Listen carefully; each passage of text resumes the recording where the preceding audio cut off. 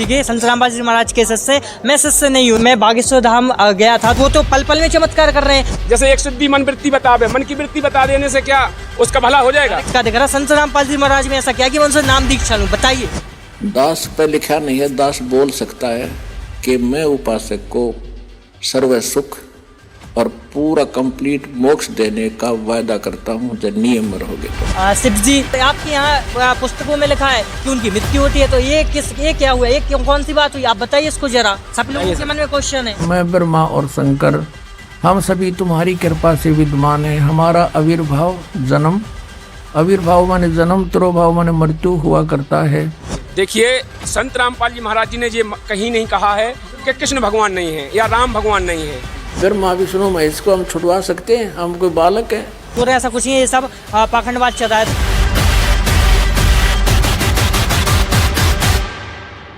नमस्कार सर, क्या नाम है आपका? जी सर, मेरा नाम शैलेश साहू है, मैं टीकमगढ़ का निवासी हूँ और मैं यहाँ पर अंकल जी के साथ भंडारा देखने को आया था, क्योंकि शिष्य मतलब गुरु जी के संत रामपाल जी महाराज के शिष्य मैं शिष्य नहीं हूँ। इन्होंने प्रेरित किया, मुझको बताया कि आप हमारे साथ चलिए, वहाँ भंडारा देखिए और नाम दीक्षा लीजिए, तो इस वजह से आया।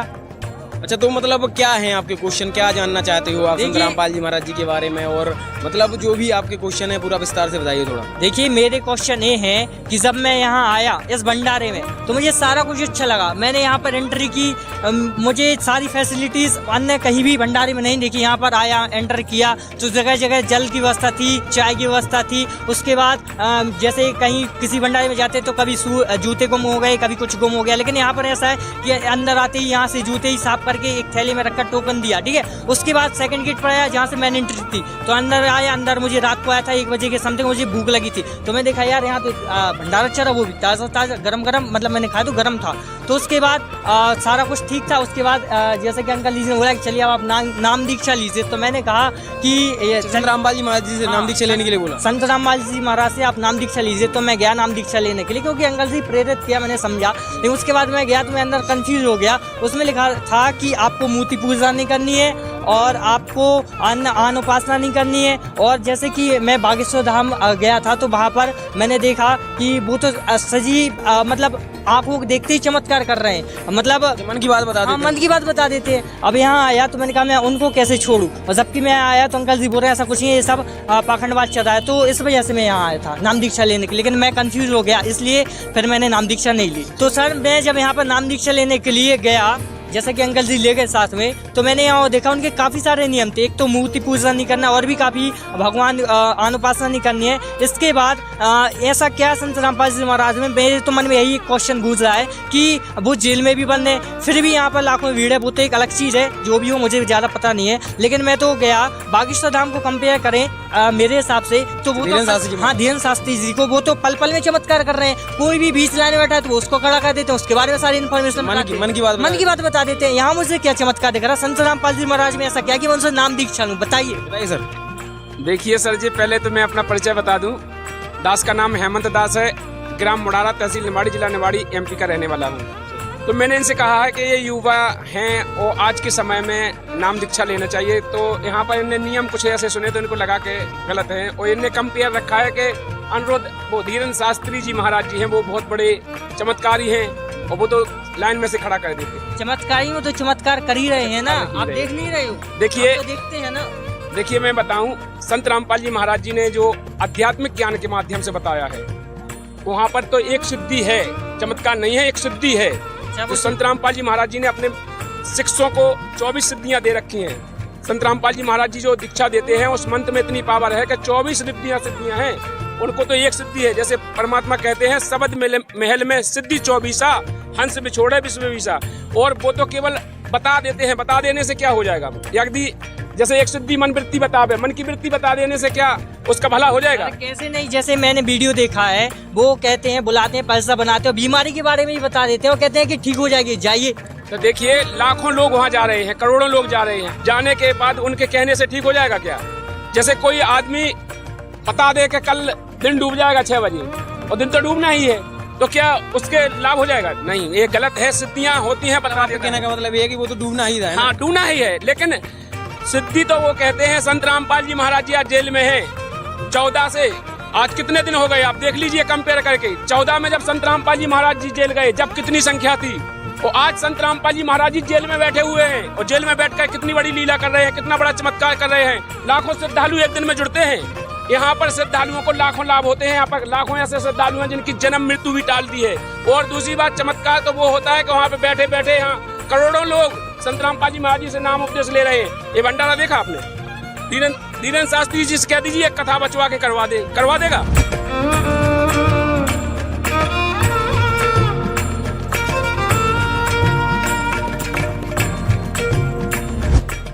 ये सिद्धियां क्या है? ये जीवन नाशक इस प्राणी की सबसे बड़ी दुश्मन है। इससे प्रभुता आ जाती है और अपनी ही, जैसे पहले बैटरी चार्ज करी फिर वह खत्म कर दी, रह गया जैसे का तैसा। जैसे इन सिद्धियों को परमात्मा ने ऐसा बताया है कि जैसे आप देखते हो वर्षा के मौसम में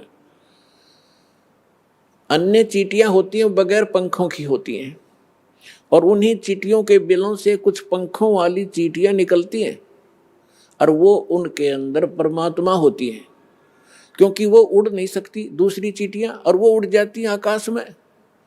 तो वो यूं सोचे हैं कि ये तो भगवान से मिल ली, क्योंकि ये तो उड़ जाती है आकाश में। और वो आकाश में जैसे आजकल आप देखते हो मौसम वर्षा का है, तो चींटियां निकलती है पंखों वाली कीड़ियां, और कहाँ जाती हैं? या तो दीपक पर जाकर जलकर मर जाएंगी, या फिर बल्लभ के चारों तरफ घूमती रहेंगी। थोड़ी सी देर में उनकी पंख टूट जाएंगी, कटकर नीचे पड़ जाएंगी, और वो चिट्टी की चिट्टी रह जाएंगी। इसी प्रकार ये जो साधना करते हैं, गलत साधना करते हैं, शास्त्र विधि को त्याग कर जो मनमाना हठ योग आदि करते हैं, अन्य जाप मंत्र अनुष्ठान करते हैं, उनसे उनमें सिद्धियां आ जाती हैं। और आम मानव से वो जैसे आकाश में उड़ जाना, जल के ऊपर ऐसे चलना जैसे थल पर चलते हैं, सब समुद्रों को पी लेना, इस तरह के जो ये कलाबाजी इनमें आ जाती है, तो आम मनुष्य नो सोचे न भगवान मिल गया। अब परमात्मा कहते हैं डंब करें डूंगर चढ़ेंगे, अंत झिन्नी झूले, जग जाने बंदगी करेंगे, बोवें सूल बबूले। अब परमात्मा कहते हैं कि हमारी इस साधना से जो हम आपको प्रदान करेंगे, इससे आपको 24 सिद्धियां आ जाएंगी। यहाँ की तो 8 सिद्धि हैं, और उन्हीं के अंदर ये लटपट होकर अपना जीवन नाश कर जाते हैं। परमात्मा कहते हैं जो साधना हम आपको बताने जा रहे हैं, इससे आपको 24 सिद्धियां प्राप्त हो जाएंगी, लेकिन एक भी प्रयोग मत कर लेना, नहीं तुम्हारे लिए विष का काम करेंगी। अपने आत्मा सिद्धि का अर्थ होता साधना की सफलता। हम इन सिद्धियों जो हमारे अंदर आएंगी, हम इसको डिपॉजिट रखेंगे, एक पावर बनेगी, और जो अन्य मंत्र हम आपको दे रहे हैं उससे आपकी आत्मा इतनी चार्ज होगी, इन्हीं के सहारे, इनकी भक्ति की शक्ति से हम सतलोक जाएंगे। यदि हमने यहाँ खराब कर दी तो हम आगे जा नहीं सकते, हमारी सारी पूंजी नष्ट हो जाती है। तो क्या बताते हैं? शब्द महल में सिद्ध 24, अंश बिछोड़े विश्वे 20। कहते हैं हमारे जो मंत्र में, शब्द में 24 सिद्धियां आ जाएंगी आप में, और यदि आपने इनका प्रयोग कर लिया, आपकी वाह वाह हो जाएगी। किसी का दाढ़ा ला दोगे वो ठीक हो जाएगा, आपकी भक्ति नष्ट हो जाएगी। या आप देखते हो पुराने किसी नगर में कोई किसी चीज़ का दाढ़ा लगाता है, उनका दादा लाई है कि वो दूसरा लगाना शुरू कर देता है। ये पूर्व जन्म के पुण्यकर्मी प्राणी थे, और पहले भी इन्होंने ऐसे बैठा लिया, और दोबारा थोड़ी बहुत पूंजी बची थी, वही झाड़े ला कर नाश कर जाएंगे। तो इसलिए हमने चौकस होना है, थोड़ा बुद्धि से काम लेना है। झाड़ा लाने से बात नहीं बनेगी, उसको अपना इस परमात्मा से जोड़े, वो भी अपना धन इकट्ठा करे, आप भी करो। क्या बताते हैं? शब्द महल में सिद्धि 24, अंश बिछोड़े विश्वे 20। एक सिद्धि सुर देव मिलावे, एक सिद्धि मन वृत्ति बतावे, एक सिद्धि होवे पवन स्वरूपी, एक सिद्धि होवे अनुरूपी, एक सिद्धि निस्वासर जागे, एक सिद्धि सेवक हो आगे, एक सिद्धि स्वर्गापुर धावे, एक सिद्धि जो सब घट छावे, एक सिद्धि सब सागर पीवे, एक सिद्धि जो बहुजुग जीवे, एक सिद्धि जो उड़े आकाशा, एक सिद्धि परलोक के वासा, एक सिद्धि कष्ट तन जारा, एक सिद्धि तन हंस निहारा, एक सिद्धि जल डूब न जाई, एक सिद्धि जल पैर न लाई, एक सिद्धि बहु चोले धारे, एक सिद्धि नीत तो विचारे, एक सिद्धि पांचों तत् नीरम, एक सिद्धि जो बजर शरीरम, एक सिद्धि पीवे नहीं खाई, एक सिद्धि जो गुप्त छिपाई, एक सिद्धि ब्रह्मंड चलावे, एक सिद्धि जो सब नाद मिलावे, एता खेल खिलारी खेले, सो हम हंसा प्रगट बेले, 24 को ना दिल चावे, सो हंसा शब्द अतीत कहावे, प्रासिद्धि पूर्ण पटरानी, सतलोक की कहूँ निशानी, सतलोक सुख सागर पाया, सतगुरु भेद कबीर लखाया, परमहंस पे खो परवाना, जन कहते दास गरीब दीवाना। एक बार हमारे ताऊ के लड़के की भैंस चोरी होगी, तो किसी ने बताया कि वहाँ इधर गुड़गांव साइड में एक मुसलमान है और वो जाति बता दी है चोर का नाम। तो उसने वो वहाँ गए 5-7 हमारे घर वाले, उसने कहा कि तुमने जिस पे शक है उसका नाम लिख लो और उसके साथ साथ और 10 नाम और पर्चियाँ बना लो, एक तो उसकी हो जिसके ऊपर तुमने शक है और बाकियों की 10 के 9 के नाम और लिख दो, 10 पर्ची यहाँ डाल दो, मैं अपने आप उठा के दे दूंगा, वो चोर होगा। अब उन घरवालों को किसी एक पर शक था, उसका नाम लिख दिया। सबके जितने सेव वहाँ गए थे सबके मन में यूँ था कि यूँ पक्का चोर है, और वो पर्ची डाली, उसने वह ये पर्ची उठा के दे दी। वह मन की वृत्ति जाने था कि किसके बारे में सोच रहे हैं ये चोर। सब खुश हो गए, वाह भाई वाह, बड़ी बात है, तो कति सच्ची बात होगी भाई, देखा ना हम भी सोच रहे थे, इसने वही बता दी। वो आके पुलिस ने कहा था अपना नाम बता दो, किस पे शक है, उन्होंने बता दिया यूँ चोर है। पुलिस ने उसको पूछताछ की, धमकाया खुरकाया, पुलिस ने कहा भाई यूँ चोर नहीं है। फिर उन्होंने किसी और पर शक कर लिया कि शायद वो है भाई, पक्की बात, वो उस दिन वहाँ खड़ा था, ऐसे रात में वहाँ खड़ा था, उसने देखा था। तो वो फिर किसी दूसरे और के पास गए, एक ऐसा ही बकवाद करनी है, तो उसने भी यही कहा। ऐसे ही उन्होंने उसका नाम लिख दिया, जिस पे शक था 9 और लिख कर डाल दिए। उसने वह पर्ची निकाल दी जिस पर उन हमारे घर वालों में शक था, वो नाम निकाल के दे दिया कि यूँ चोर है। अब फिर उन्होंने फिर आगे पुलिस को बताया कि यूँ पक्का चोर है भाई, तुम कित पूछ का ऐसे ऐसे वहाँ। तो पुलिस वाले बोले ये बात नहीं जस्ती। उससे भी पुलिस ने पूछा था अच्छी की, लेकिन वो भी चोर नहीं था, वो बहस नहीं पाई। और वो जाते बता दे जो मन में सोचते ये बकवादे हैं, किसी ने सच्ची भी हो जाती है उनकी, तो 20 जगह गुण गा दे, हमारी तो सच्ची बता दी थी उसने। तो पुण्यात्मा, ये ड्रामाबाजी हमने नहीं करनी चाहिए। देखिए दिल पे हाथ रख के एक बाबा कह दे कि तुम पागलो हो, मूर्ख हो, वो खुद कहता है मैं कोई बाबा नहीं हूँ, कोई संत नहीं हूँ, मैं कोई गुरु नहीं हूँ, वो स्वयं स्वीकार करता है।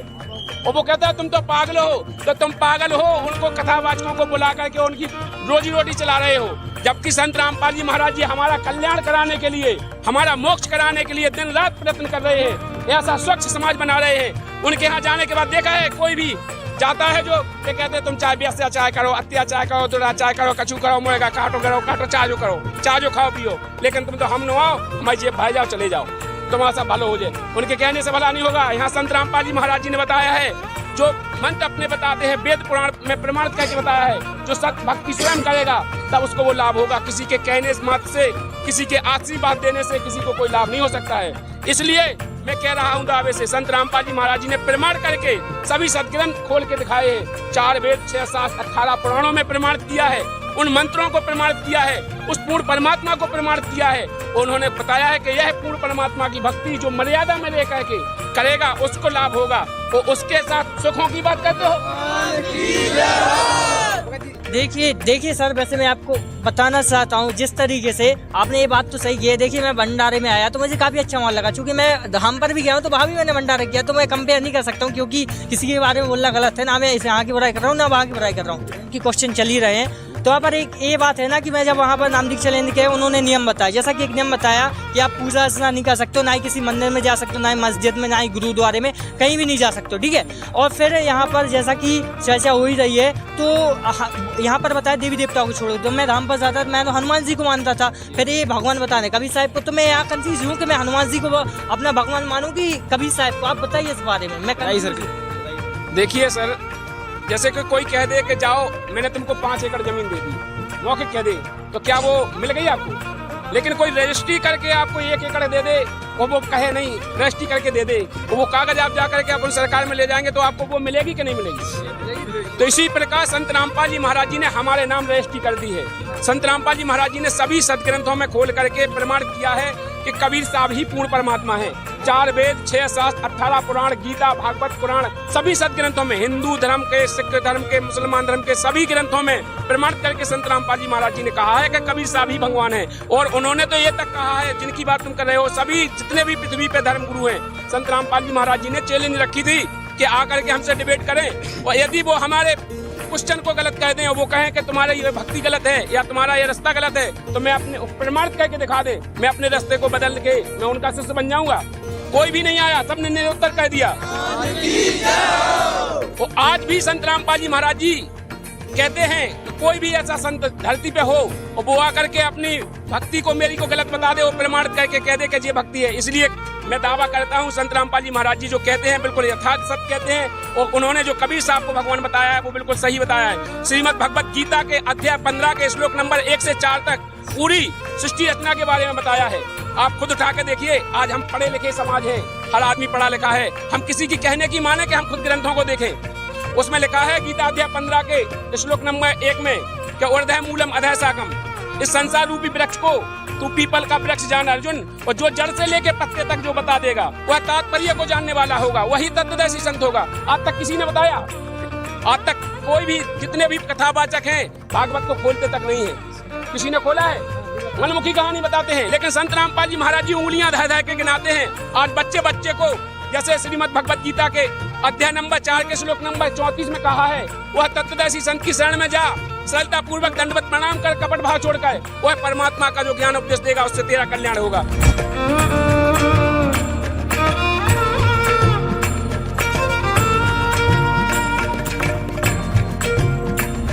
कि तत्वदर्शी संत कौन होगा? जो उल्टे लटके हुए संसार रूपी वृक्ष के सभी पार्ट्स बता देगा, विभाग बतावेगा। तो परमेश्वर ने 600 वर्ष पहले उस सच्चिदानंद घनब्रह्म की वाणी में ये भाग बता रखे थे। कबीर अक्षर पुरुष एक पेड़ है, सरपुरुष वाकी डार, ये तीनों देवा शाखा है, भाई पात रूप संसारे। कख नहीं पता था। वेद ज्ञान दाता, गीता ज्ञान दाता ने भी सिर्फ ऑप्शन छोड़ दिया, ऊपर को जड़ वाला और नीचे को तीनों गुण रूपी शाखा वाला, ये उल्टा लटका हुआ संसार रूपी वृक्ष से। अब इसके बारे में कंप्लीट ज्ञान तो तत्वदर्शी संत देगा, उससे पूछो। और परमेश्वर ने 600 वर्ष पहले दे रखा था ये ज्ञान, लेकिन नकली आचार्यों ने, गुरुओं ने हमारे तक कान नहीं दिया, हमारे को दूर रखा अपने भगवान से, मिसगाइड करते रहे। कबीर तो जुलाहा है, धानक है, इसने सदग्रंथों को कैसे जाना, इसको इसने संस्कृत पढ़ना नहीं आता, केवल ब्राह्मण लोग ही संस्कृत के पढ़ने के अधिकारी थे उस समय। तो हमने यह बात इनकी मान ली झूठों की कि भाई सचमुच कबीर साहब तो जुलाहे थे, दानक थे, और ये पढ़े नहीं होंगे। आज पता चला वो तो पढ़े पढ़ाए थे, उन्हें पढ़ने की आवश्यकता ही नहीं थी। वो तो परमात्मा थे, सब भाषा के ज्ञाता थे, उनकी रची हुई सृष्टि थी, उनका दिया हुआ विधान था, उनको कंठस्थ याद है, तो मालिक है।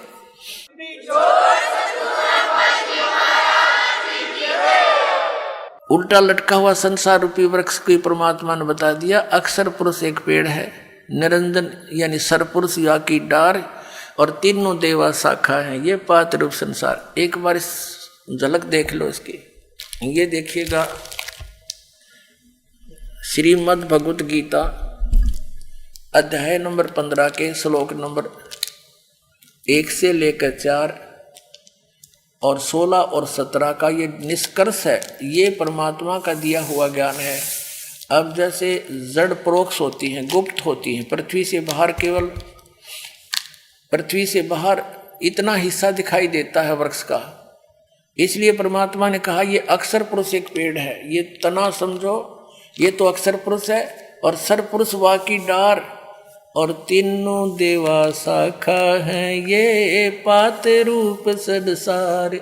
रजगुण ब्रह्मा जी, सतगुण विष्णु जी, तमगुण शिव जी, ये तो शाखा है इस पेड़ की, और ये इनका पिता है सरपुरुष ज्योति निरंजन, और ये अक्षर पुरुष तना है, और ये मूल मालिक ये परम अक्षर ब्रह्म परम अक्षर पुरुष है। ये कबीर साहिब है। परमात्मा ने 600 वर्ष पहले कहा था अक्षर पुरुष एक पेड़ है, निरंजन वा की डारे। निरंजन कहो, सरपुरुष कहो, काल कहो, और तीनों देवा शाखा है, भाई पात रूप संसारे।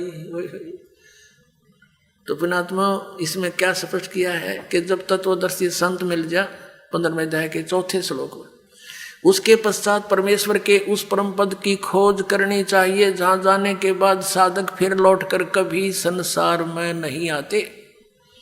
और गीता ज्ञानदाता कहता मैं भी उसी की शरण में हूं, और जिस परमात्मा ने सारे ब्रह्मांडों की रचना की है, यानी जिससे संसार रूपी वृक्ष की प्रवृत्ति विस्तार को प्राप्त हुई है, यानी जिसने सब ब्रह्मांडों की रचना की है, और मैं उसी की शरण हूं, केवल उसी की पूजा करनी चाहिए और की नहीं।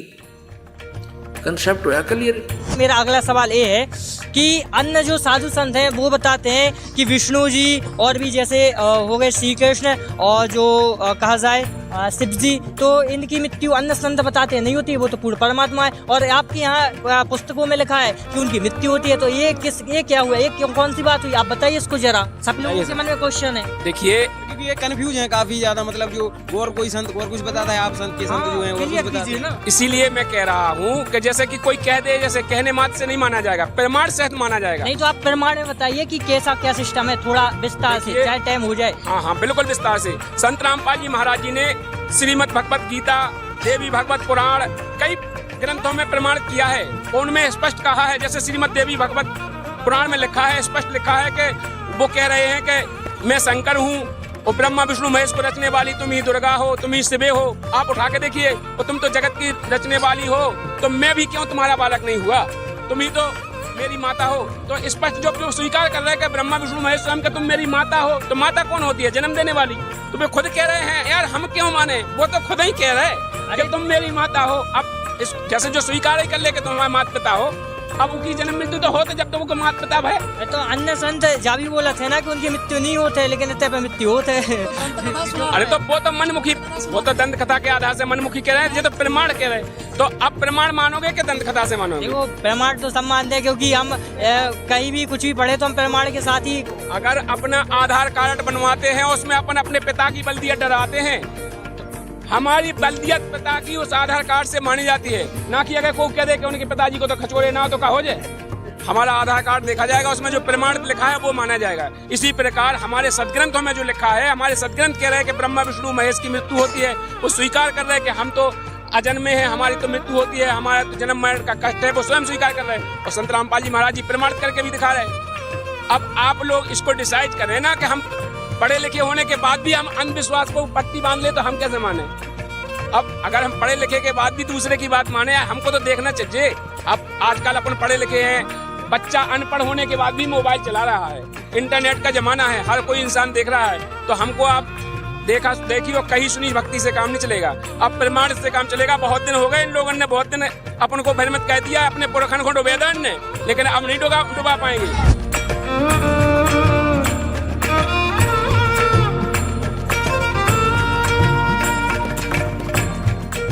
अब बुद्धिमान हिंदू समाज के बच्चे सारे शिक्षित हो गए, अब इनको यूं स्वीकार करना पड़ा। अब सचमुच जो पुराणों में लिखा और 600 वर्ष पहले भगवान बता गए, वो जो का तो आज पुराणों में लिखा, जिसको ये अशिक्षित कहते थे। और परमात्मा वैसे तो वो तो अंतर्यामी है, सब भाषाओं को जानते हैं। जानबूझकर मालिक अक्सर ज्ञानहीन रहे कि कोई नू ना सोचे कबीर जी ने ये पढ़ ली होंगी, कुरान पुराण वेद पुराण पढ़ लिए होंगे। और अब इससे हम भगवान पहचान सकते हैं कि परमात्मा जिसको अज्ञानी कहते वो महाज्ञानी, सब वेदों और गीता और पुराणों को जानकार थे, वो तो परमात्मा थे। और ये संस्कृत के ज्ञाता महामंडलेश्वर विद्वान कहाँ थे, न कख भी ना पता, हमारे सिलेबस का, हमारे सदग्रंथों का पता नहीं। अब आपको दिखाते हैं, सबसे पहले देवी भागवत दिखाते हैं। अब देखिएगा, श्रीमद देवी भागवत यानी देवी पुराण, गीता प्रेस गोरखपुर से प्रकाशित है। ये संपादक है हनुमान प्रसाद पोदार, चिमनलाल गोस्वामी। ये कहाँ से छपे हैं? प्रकाशक एवं मुद्रक है गीता प्रेस गोरखपुर, गोविंद भवन कार्यालय कोलकाता का संस्थान, ये यहाँ से छपा है। 123 पृष्ठ पे ये तीसरा स्कंद। यहाँ पर भगवान विष्णु अपनी माता दुर्गा की महिमा स्तुति कर रहे हैं। तुम शुद्ध स्वरूपा हो, यह सारा संसार तुम्ही से उद्भासित हो रहा है। मैं ब्रह्मा और शंकर, हम सभी तुम्हारी कृपा से विद्यमान है। हमारा आविर्भाव जन्म, आविर्भाव माने जन्म, तिरोभाव माने मृत्यु हुआ करता है। केवल तुम ही नित्य हो, जगत जननी हो, प्रकृति और सनातनी देवी हो। प्रकृति दुर्गा को कहते हैं, ये स्पष्ट लिखा है। भगवान शंकर बोले, देवी यदि महाभाग विष्णु तुम्ही से प्रकट हुए हैं, उनके बाद उत्पन्न होने वाले ब्रह्मा भी तुम्हारी बालक हुए, फिर तमोगुणी लीला करने वाला शंकर, क्या मैं तुम्हारी संतान नहीं हुआ? अर्थात मुझे भी उत्पन्न करने वाली तुम ही हो शिवे। संपूर्ण संसार की सृष्टि करने में तुम बड़ी चतुर हो। इस संसार की सृष्टि, स्थिति और संहार में तुम्हारे गुण सदा समर्थ हैं। उन्हीं तीनों गुणों से उत्पन्न हम ब्रह्मा विष्णु एवं शंकर नियमानुसार कार्य में तत्पर रहते हैं। श्री देवी भागवत यानी देवी पुराण में 5 कंसेप्ट क्लियर हो गए। ब्रह्मा विष्णु महेश की जन्म मृत्यु होती है, ये अविनाशी नहीं है। इनकी माता दुर्गा है। दुर्गा को प्रकृति भी कहते हैं। 3 तो ये हो गए। चौथा ये है कि रजगुण ब्रह्मा, सतगुण विष्णु, तमगुण शिव जी हैं। और 5वां ये हो गया कि ये ब्रह्मा विष्णु महेश केवल वर्क डन ही दे सकते हैं, ये किसी का संकट निवारण नहीं कर सकते। जैसा जिसका कर्म है वैसा ही देंगे, पुण्य भी पाप भी। केवल परम अक्षर ब्रह्म सतपुरुष कबीर साहब वो परमात्मा है जो हमारे भाग्य के लेखों को बदल सकते, बुरों को। अब देखो, यदि कबीर सागर को अकेले को पढ़ाकर आपको सुनाता तो कोई विश्वास नहीं लाता। अब आपके समक्ष जो 600 वर्ष पहले भगवान बोल कर गए थे वो वचन, आज सदग्रंथों ने उनको सेकंड किया, समर्थन दिया।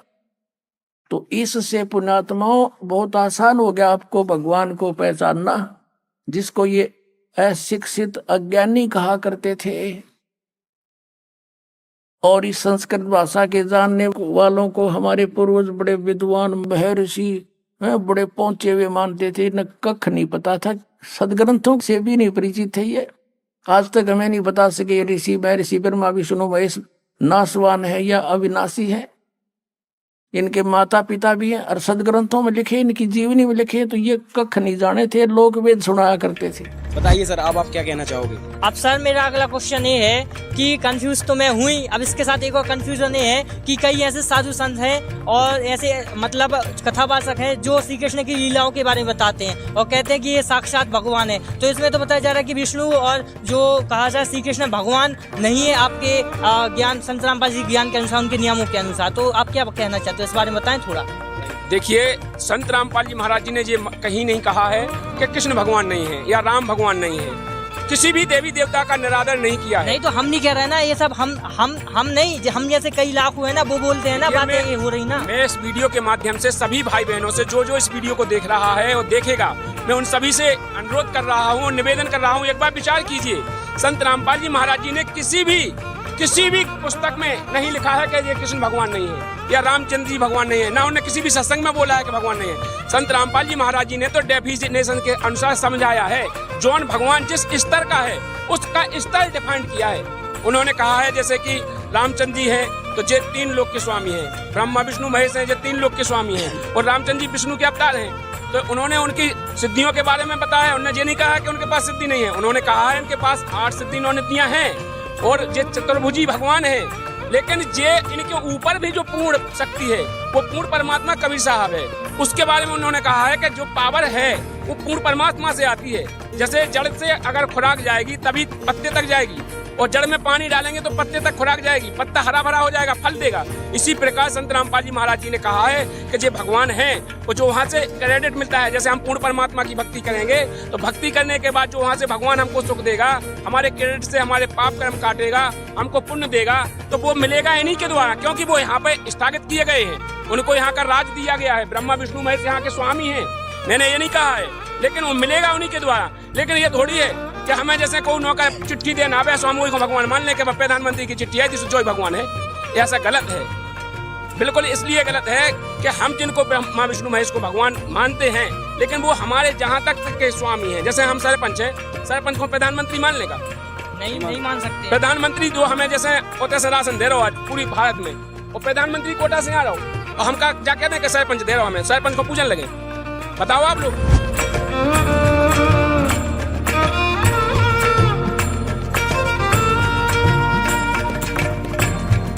अब ब्रह्मा विष्णु महेश हमारे कोई दुश्मन नहीं है। कई कहते हैं कि आपके गुरुजी तो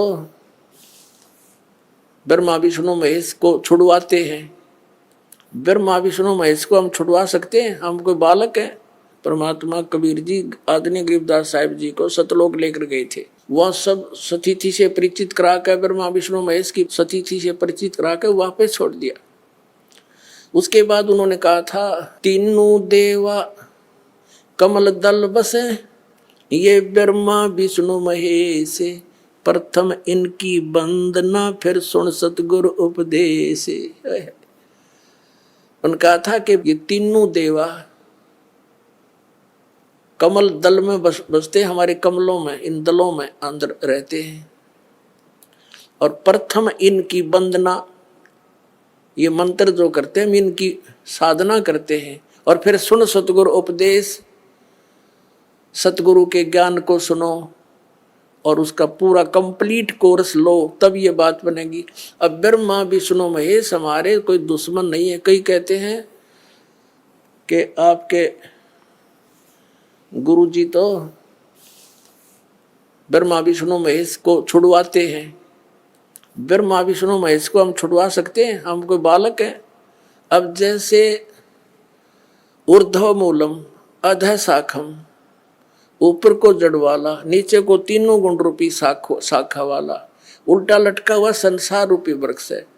अब इसमें क्या है? ऊपर को जड़ता पूर्ण परमात्मा, नीचे को तीनों गुण रूपी संसार रूपी वृक्ष की शाखा है। तो क्या कोई शाखा को काट देगा बुद्धिमान व्यक्ति? पेड़ की शाखा को कोई काटने की कहेगा कि इसको तो फेंक दो काट के, उस फिर लटका के करेंगे बाकी का? परमात्मा कहा करते कि जैसे कोई हमने भक्ति रूपी पौधा बीजना है और हम नर्सरी से कोई पौधा लाए, कैसे बीजेंगे? उसको गड्ढा खोदेंगे और उस गड्ढे में उसको जड़ों की तरफ से दबाकर मिट्टी में, फिर उस जड़ों की मूल की सिंचाई करेंगे। तो मूल की यानी जड़ की पूजा करेंगे हम, तो वो पौधा पेड़ बनेगा, उसकी टहनियाँ बड़ी बड़ी हो जाएंगी, तीनों गुण रूपी शाखा। तो उन शाखाओं का फल लगेगा, और फल के लिए हम सारा प्रोसेस अपना कर रहे हैं, फल प्राप्ति के लिए हम कर रहे हैं। तो हमने तोड़ने नहीं होते, हमने ऐसे करना है, अपनी way of worship according to the spiritual करना है, शास्त्रों के अनुसार करना। देखना, ये समझ लो हम एक पौधा लाए तो ये है बुद्धिमता। जड़ों को गमले में यानी मिट्टी में डाला, दबा दिया और पूजा शुरू कर दी, सिंचाई। ये जड़ कबीर परमात्मा है इस संसार रूपी वृक्ष की। अब ये हमने जड़ों को पूजना है, इन ब्रह्मा विष्णु महेश की पूजा नहीं कर। हम क्या कर रहे हैं, ऐसे कर रहे हैं। ये बता बालका वाला काम कर रखे हमने, हंसी नहीं आवे। हम ऐसी पूजा कर रहे हैं, उल्टा काम कर लिया हमने। ब्रह्मा विष्णु महेश को हम इष्ट रूप में पूज रहे हैं, गमले में ला दिए ब्रह्मा विष्णु महेश और ये पूजा कर रहे हैं। तो कोई क्या कहेगा, समझदार व्यक्ति ने घर सीधा कर ले इसने, और वो लड़े, हट जा दूर, खबरदार तूने क्या कर दिया। अब देखो जड़ छोड़ दी हमने, अब जड़ ऊपर रहेगी तो पौधा, भक्ति रूपी पौधा सूख गया। ये यूजलेस है, शास्त्र विरुद्ध साधना है, ये उल्टा लट बीजा हुआ भक्ति रूपी पौधा। और हमने ऐसे करने को कहा, तो इसमें इसकी पूजा करेंगे भगवान कबीर साहब की, फिर हमारे शास्त्र अनुकूल कर्म बनेंगे। शास्त्र अनुकूल संस्कार होने से ये फल ब्रह्मा विष्णु महेश ने देना हमारे को, क्योंकि यहाँ के ये प्रधान है, इबिन का फल लगेंगे। अब जैसे आप किसी फैक्ट्री मालिक की नौकरी कर रहे हो, तो नौकरी उसकी कर रहे हो, आपकी हाजिरी लगकर तनख्वाह बनकर कैशियर के पास आती है, अकाउंटेंट के पास आती है। अब तनख्वाह तो देंगे अकाउंटेंट और वो कैशियर, लेकिन वो देंगे आपका वर्क डन, और वो भी उस मालिक की मजदूरी करोगे। तो यदि उस आप लागे अकाउंटेंट और कैशियर की जूते साफ करन, उसकी प्लेट धोना, वह नौकरी दी छोड़ आपने, वो खाक देंगे आपको, जो कहें भाज्य चोर चाह बिना प्याओ टाइम पे। तो इसी प्रकार हमने पूजा तो करनी है, मजदूरी तो करनी, इष्ट रूप में तो पूजना परमपिता को, कबीर साहब को, और फिर उससे बनेंगे हमारे शास्त्र अनुकूल जितने भी शुभ संस्कार, फिर देंगे यही यहाँ पर। जब तक आप यहाँ रहोगे तो यहाँ के ये प्रधान है, इन्होंने हमारा वर्क डन देना है। जैसा कर्म करेगा फल देगा भगवान, इनका ये आखिरी विधान था। तो ये भगवान तो वर्क डन ही दे सकते, इसमें ऐड नहीं कर सकते। और फैक्ट्री मालिक बनवाने के रखे दे तोहफे में, यानी परमात्मा हमारे मालिक हैं, मालिक तो कुछ भी दे सकता है। अब और थोड़ा सिखा दिखाते हैं, क्योंकि कंसेप्ट इससे जुड़ा हुआ है। इसी गीता जी अध्याय नंबर 3 के, ये श्रीमद् भगवद गीता अध्याय नंबर 3 के आपको दिखाते हैं, श्लोक 10 से लेकर 15।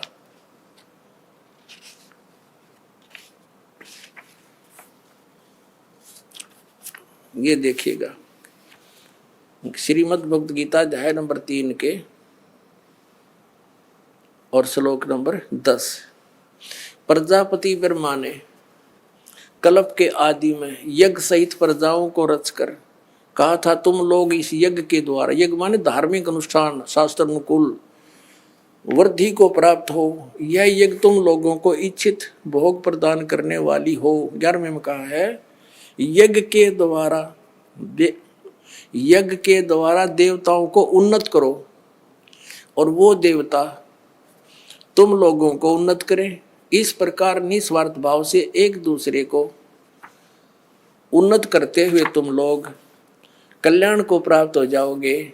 12वें में फिर कहा है, यज्ञ के द्वारा बढ़ाए गए देवता, बताओ देवता ने क्या हम पकड़ के बढ़ावांगे, खींच के बढ़ावांगे उन्हें। अब ये विधि बता रखी है कि शास्त्र अनुकूल साधना करने से, जड़ की पूजा करने से ये तीनों देवता रूपी शाखा बढ़ जाएंगी, बड़ी हो जाएंगी, फिर ये फल देंगे। देखिए, यज्ञ के द्वारा, शास्त्र अनुकूल साधना के द्वारा बढ़ाए हुए यानी बढ़े हुए देवता, ये तीनों शाखाएं तुम लोगों के बिना मांगे ही इच्छित भोग निश्चित देते रहेंगे। उन देवताओं को दिए हुए भोगों को जो पुरुष उनके बिना दिए स्वयं भोगता है वह चोर है। अब क्या सिद्ध हो गया कि जैसे हम मूल की पूजा करेंगे, मूल की यानी जड़ की पूजा करने से टहनी बड़ी हो जाएंगी, ये देवता बढ़ गए, बड़े होकर ये फलों से लथपथ हो जाएंगी, ये टहनी बिना मांगे देंगे अपने आप, क्योंकि हम मूल की पूजा कर रहे हैं तो अपने आप इनके बस की बात नहीं, देने पड़ेंगे फल हमारे को। आगे देखो, और जो फिर कहते हैं धर्म दान नहीं करते तो वो तो चोर हैं, वो फिर स्वयं भोगता है बिना गुण को दिए यानी बिना कुछ दान किए, तो चोर है। 13वें में कहा है, यज्ञ से बचे हुए अन्न को खाने वाले श्रेष्ठ पुरुष सब पापों से मुक्त हो जाते हैं। और जो पापी लोग अपने शरीर पोषण के लिए ये अन्न पकाते हैं वे तो पाप ही खाते हैं। इसका कहने का भावार्थ ये है।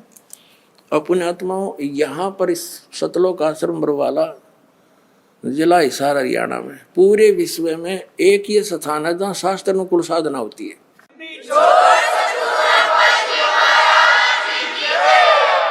यज्ञ से बचे हुए अन्न को खाने वाले संत है, यानी साधु संत भक्त आत्माएं अच्छी आत्माएं सब पापों से मुक्त हो जाते हैं। अब कहने का भाव ये है कि यहाँ पहले भगवान को भोग लगा के शेष बचे हुए अन्न को उसके बच्चों को वितरित किया जाता है। वो महापाप नाशक बन जाता है। तो यहाँ आओगे तो सारी साधना मिल लेगी आपने, तो सब पापों से मुक्त आप होगे। ज्ञान सुनोगे, धर्म यज्ञ, ज्ञान यज्ञ, प्रणाम यज्ञ, सारी यज्ञ, सब साधना, पूरा ट्रीटमेंट दिया जाएगा। फिर कहते हैं जो दान धर्म नहीं करते हो तो चोर हैं भगवान के। जिन हर की चोरी करी और गए राम गुण भूल, ते बिदना बागुल किए वो फिर झूले उल्टी झूल। कहते हैं जो जिन हर की चोरी करी, भगवान ने जो आपको दान दिया है, धन आपके संस्कार में, उसको आगे दान जो नहीं करता वो तो चोर बताया भगवान का। तो फिर क्या बताते हैं देखिएगा, आगे इसमें निष्कर्ष निकल रहा है। तीसरे अध्याय का हमने ये 13वां श्लोक पढ़ लिया। यज्ञ से बचे हुए अन्न को खाने वाले श्रेष्ठ संत, संत माने आप अच्छी आत्माएं, पाप से मुक्त, सब पापों से मुक्त हो जाते हैं। और जो पापी लोग अपना केवल कमाया और खाया वहीं तक सीमित हैं, वो तो पाप को खाते हैं। अब 14 और 15 में एक निर्णायक ज्ञान दे दिया। पहले इनका अनुवाद पढ़ाएंगे इंजीनियरों का, फिर समझ में आएगा। संपूर्ण प्राणी अन्न से उत्पन्न होते हैं। अन्न की उत्पत्ति वृष्टि से होती है, वृष्टि यज्ञ से होती है, और यज्ञ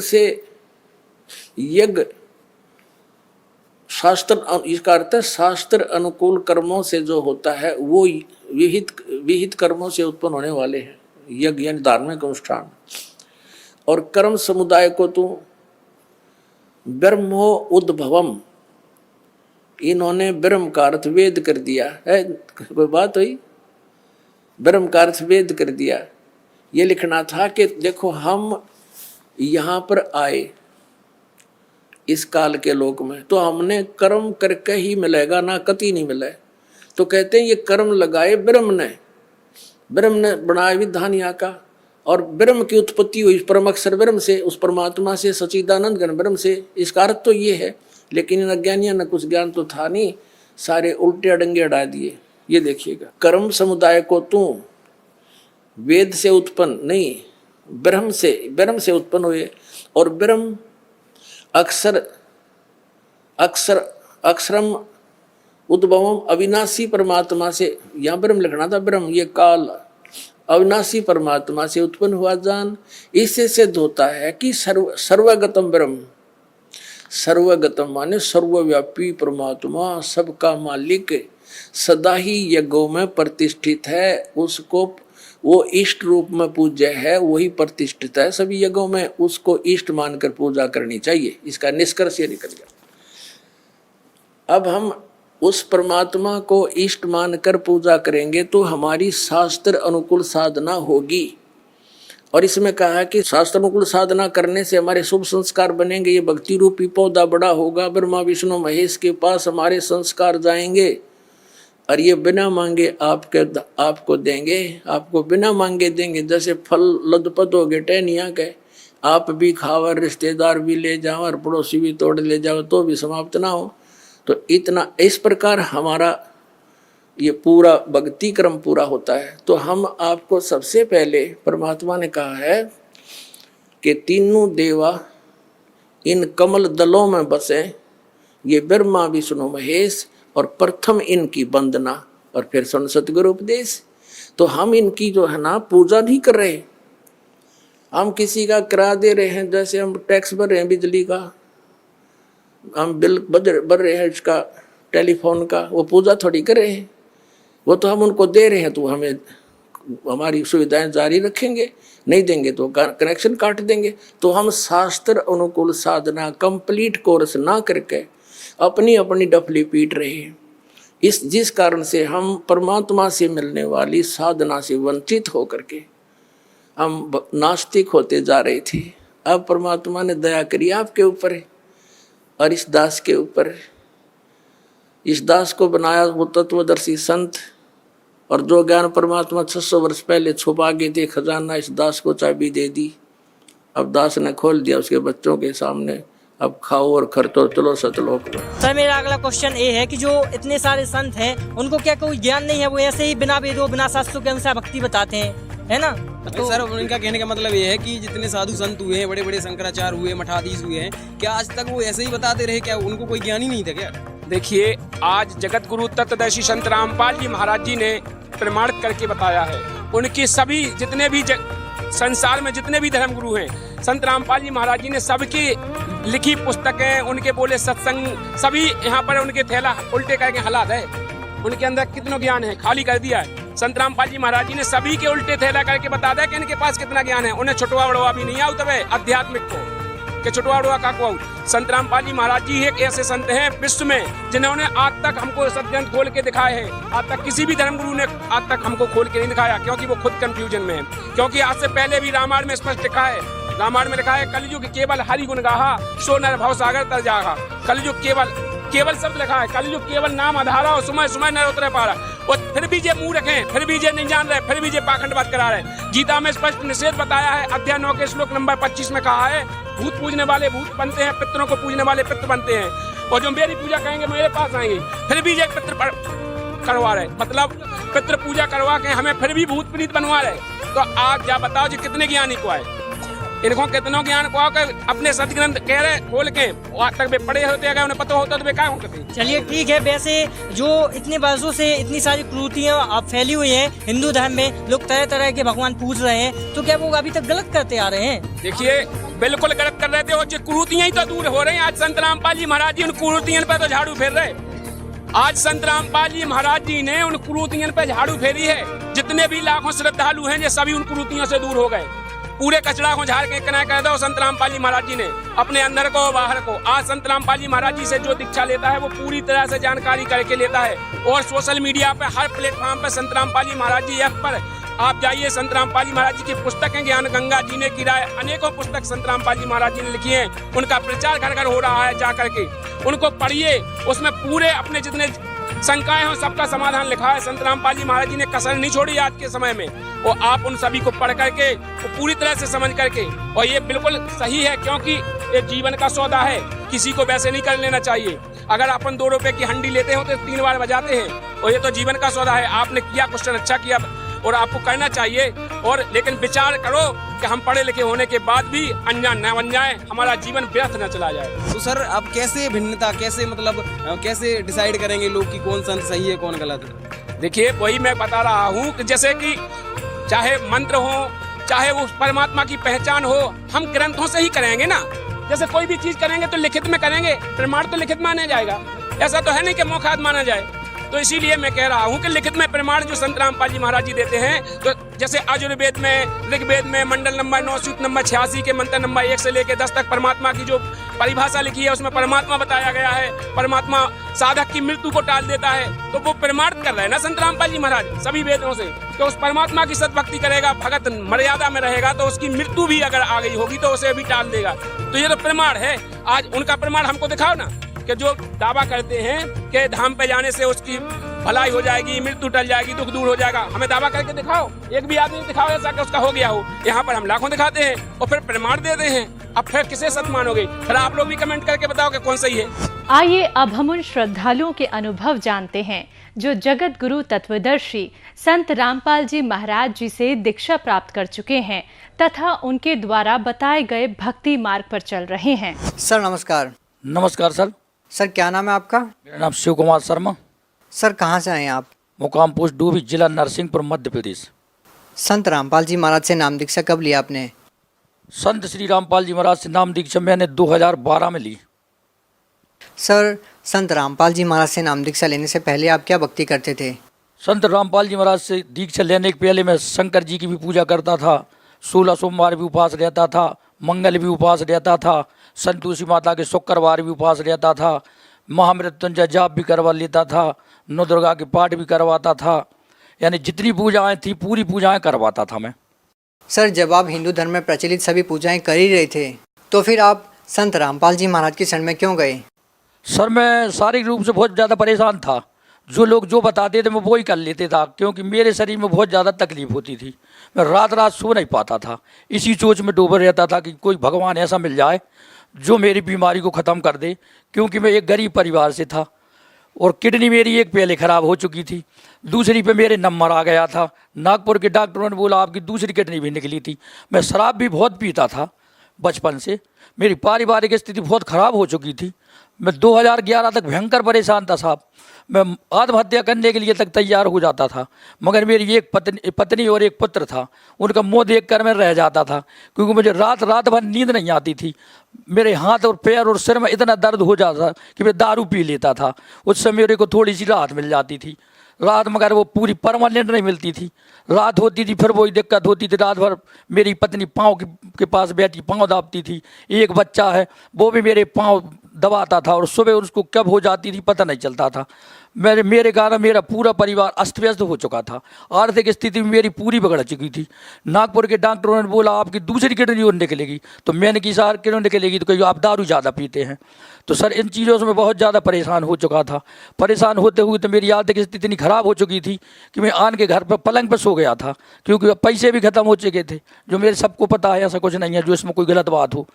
आर्थिक स्थिति मेरी बहुत ज़्यादा ख़राब थी, इस कारण फिर मैं पलंग पर लेटा लेटा सोचता था कि हे भगवान कोई ऐसा परमात्मा मिल जाए जो मेरी बीमारी मिटा दे, क्योंकि मेरे बच्चे का मुँह देखता था। मेरा बच्चा छोटा था, उस समय 8वीं 7वीं क्लास में पढ़ता था, वो भी बिस्तर पर बैठा बैठा रोता था, और मेरी पत्नी भी नीचे मुँह करके बैठी रहती थी कि अब क्या होगा। मेरी परिवार की स्थिति बहुत ज़्यादा परेशान हो चुका था। तो सर, आप संत रामपाल जी महाराज की शरण में कैसे आए? हम संत रामपाल जी महाराज, मेरी पत्नी की छोटी बहन के पति जो करेली में राधेश्याम के नाम से हैं, वो पहले से जाती रहती थी रामपाल जी के यहाँ। रामपाल जी मैंने बहुत दिनों से नाम सुना था कि कोई हरियाणा में ऐसे संत हैं रामपाल जी महाराज।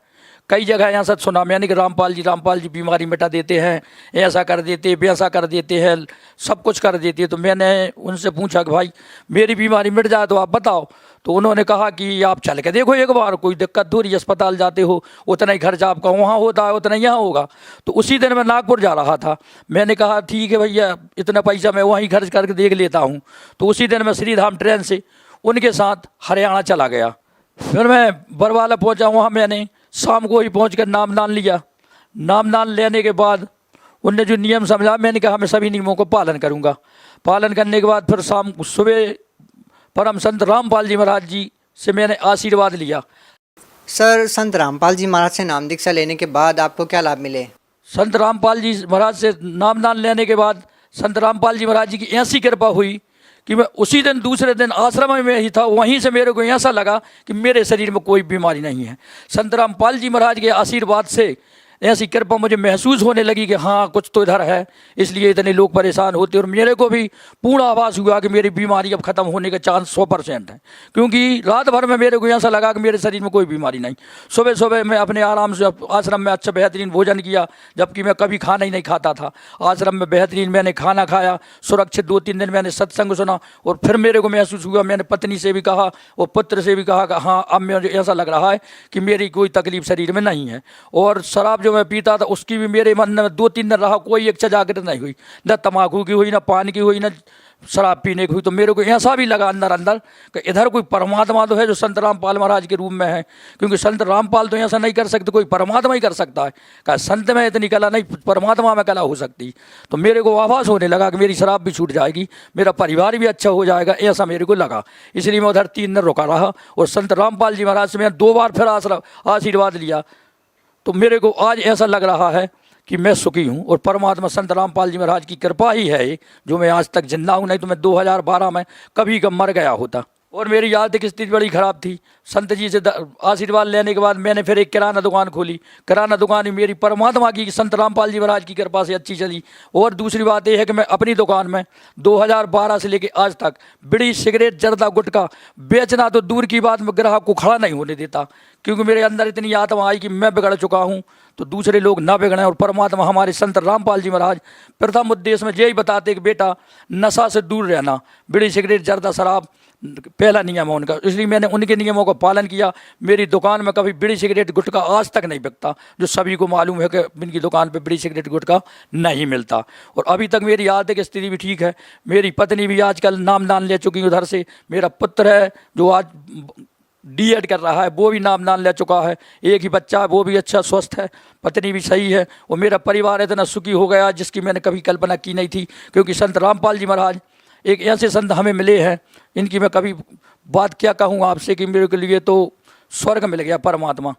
मुझे पहले शराब की इतनी लत थी कि मेरी एक किडनी पहले ही निकल चुकी थी, और दूसरी किडनी यदि संत रामपाल जी महाराज नहीं मिलते मेरे को तो मेरी दूसरी किडनी भी निकलने के पूर्ण चांस थे, क्योंकि मेरी शराब भी नहीं छूट रही थी। शराब की लत इतनी ज़्यादा थी कि किडनी निकलने के बाद भी, एक किडनी पर होने के बाद भी मैं शराब पीता था, और शराब की लत किसी भी तरीक़ा से नहीं छूट रही थी।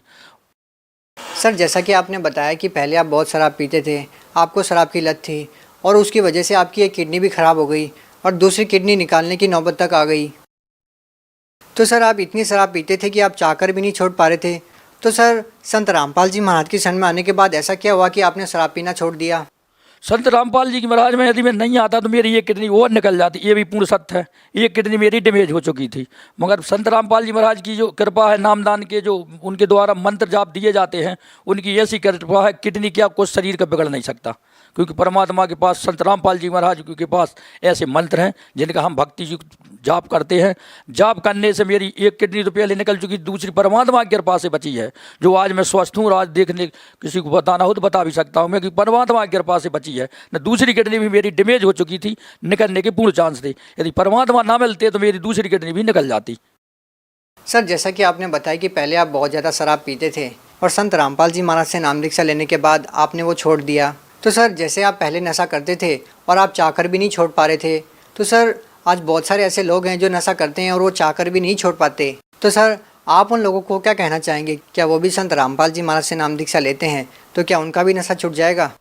यदि वो संत रामपाल जी महाराज से नामदान दीक्षा लेते और उनके नियमों पर चलते हैं, जो परमात्मा संत रामपाल जी महाराज ने अपने नियम बनाए हैं, उनके अंदर जो चलता है, तो शराब क्या दुनिया की हर चीज़ छूट सकती है। और अच्छी उनके से नामदान लेकर शराब भी छूट जाएगी, अच्छी परम गति भी प्राप्त होगी। वो तो संत रामपाल जी नहीं है, संत रामपाल जी के चोला में पूर्ण ब्रह्म कबीर साहब हैं। जयदमों की भूल है कि वो संत रामपाल जी हैं, रामपाल जी नहीं हैं। संत कबीर साहब हैं, पृथ्वी लोक पर आए हैं, जिनको उनसे मिलना है, ज्ञान प्राप्त करना है, कर लो। भगवत गीता के आधार पर उनके द्वारा ज्ञान दिया जाता है। अच्छे नामदान जो परमात्मा जो उन्हीं का नामदान दिया जाता है। नामदान का जाप करो, 3 बार भक्ति करो, आपकी शराब क्या हर चीज़ छूट सकती। सर, आप भगत समाज को क्या संदेश देना चाहते हैं? समाज को यही संदेश देना चाहता हूँ कि आप पुरानी रूढ़िवादियों को छोड़कर संत रामपाल जी महाराज जी से अपना नामदान लेवें और अपने जीवन को सफल बनाएं। उनके द्वारा दिए गए मंत्रों का 3 बार जाप करें। उनके मंत्रों में इतनी शक्ति है कि आपको परम गति प्राप्त होगी। ये मेरा आपसे कहना है और यही मेरी आपसे प्रार्थना है, क्योंकि हम प्रार्थना ही कर सकते हैं आप लोगों से कि सब दुनिया को छोड़कर आप संत रामपाल जी महाराज जी से नामदान लेकर अपने जीवन को सफल बनाओ। ये क्रियाएँ तो अपने ज़िंदगी से होती आ रही, इनमें कोई फ़ायदा भी नहीं मिल रहा है। मैंने भी स्वयं देखा और आप भी स्वयं देख रहे हैं कि मेरी जब एक किडनी खराब हो सकती है, दूसरी भी होने के चांस थे। यदि रामपाल महाराज नहीं मिलते तो मेरी ज़िंदगी तो बर्बाद हो जाती। मेरी पत्नी और मेरा पुत्र आज परेशान रहते। ये सबको मालूम है, मेरे को अकेले को मालूम नहीं है। मेरी सभी जनों से यही प्रार्थना है कि दुनिया को छोड़कर आप संत रामपाल जी महाराज जी की शरण में आएँ, संत रामपाल जी महाराज से नामदान लेकर अपने जीवन को सफल बनाएं। यही आपसे मेरी प्रार्थना है। जी, बहुत बहुत धन्यवाद आपका। नमस्कार।